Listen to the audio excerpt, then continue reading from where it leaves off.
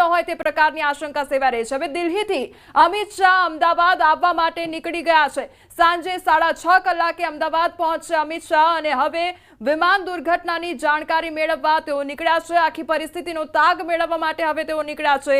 દિલ્હીથી તેઓ અમદાવાદ આવવા માટે રવાના થઈ ચૂક્યા છે। તો સાંજે 6:30 કલાકે તેઓ અમદાવાદ ખાતે પહોંચશે। પ્લેન દુર્ઘટનાને લઈને આ સૌથી મોટા સમાચાર સામે આવી રહ્યા છે।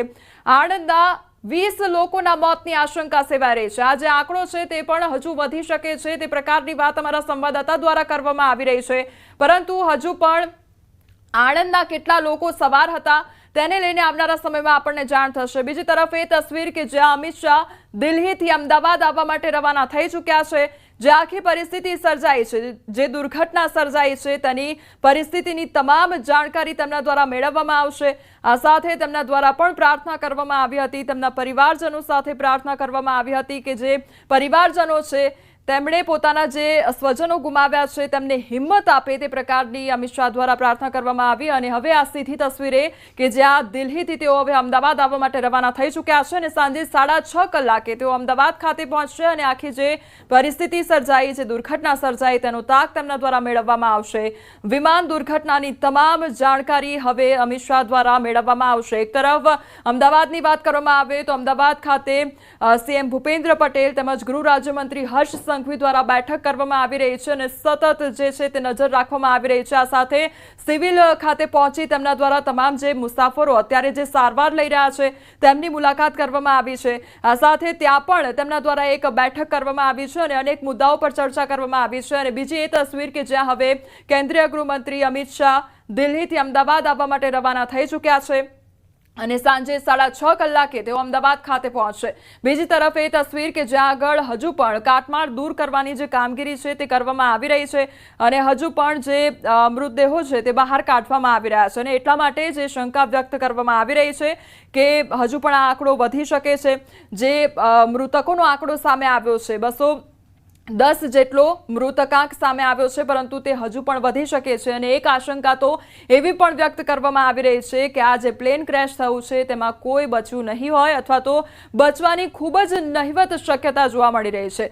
અને એક તરફ જે સિવિલ હોસ્પિટલ તરફથી જે પણ નિવેદન સામે આવ્યું છે તેમાં હજુ પણ તેમના દ્વારા એવી વાત કરવામાં આવી છે કે 50 જેટલા જે મુસાફરો છે તે અત્યારે સારવાર હેઠળ છે, 50 જેટલા જે દર્દીઓ ત્યાં આગળ આવ્યા છે તે લોકો અત્યારે સારવાર હેઠળ છે। એટલે એ આંકડો હવે વધે નહીં તેની આપણે પ્રાર્થના કરી શકીએ, કારણ કે 50 જે લોકો જે છે તે સારવાર લઈ રહ્યા છે તે પોતાના ઘરે હેમખેમ પરત ફરે એવી આપણે પ્રાર્થના કરીએ। ન્યૂઝ 18 ગુજરાતી પણ સતત એ જ પ્રાર્થના કરી રહ્યું છે કે હવે ભગવાન કરે અને આ આંકડો ન વધે। જે જોવાનું હતું એ આપણે બધું જ જોઈ લીધું છે। આવા જ દ્રશ્યો સંધ્યા જ્યારે રાજકોટમાં ગેમ ઝોનમાં જ્યારે આગ લાગી ને ત્યારે આ જ પ્રકારના દ્રશ્યો આપણે જોયા હતા। એ પરિવારજનોનો આક્રંદ પણ આપણે જોયો હતો અને ફરી એકવાર અમદાવાદ શહેરની વાત કરીએ તો અમદાવાદ શહેરને ફરી એકવાર એ જ પ્રકારની પરિસ્થિતિમાંથી પસાર થવું પડી રહ્યું છે અને એ જ આક્રંદનો સામનો કરવો પડી રહ્યો છે। હમણાં એક તસવીર સામે આવી હતી કે જ્યાં એ મહિલા હતી તે બાઇટ આપતા વખતે એ પ્રકારની વાત કરી રહી હતી કે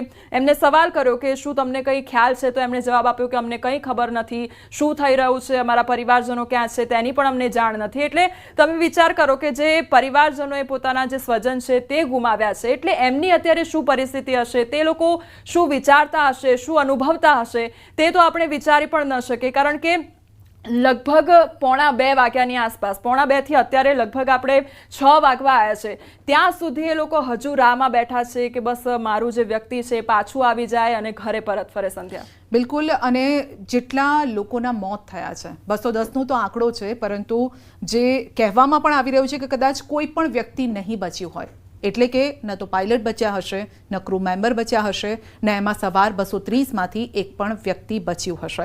પરંતુ જે હવે આ દુનિયામાં નથી તેમની પણ એક કહાની છે, જે હું પહેલાં પણ વાત કરી રહી હતી। રિએક્શન સાંભળીશું, પછી એ મૃતકોના પરિવારની કઈ છેલ્લી કહાની છે એ પણ હું આપને જણાવીશ। આજે એક અતિશય કરુણ અને ન કલ્પી શકાય એવા દુઃખદ સમાચાર મળ્યા। અમદાવાદથી લંડન જઈ રહેલું વિમાન એ ટેક ઓફ થયા પછી, એટલે કે રનવે ઉપરથી ઉડ્યા પછી માત્ર 2 જ મિનિટમાં તૂટી પડ્યું અને જ્યાં તૂટી પડ્યું ત્યાં રહેતા હતા લોકો અને રેસિડેન્ટ ડોક્ટર્સની હોસ્ટેલ પણ આવેલી છે.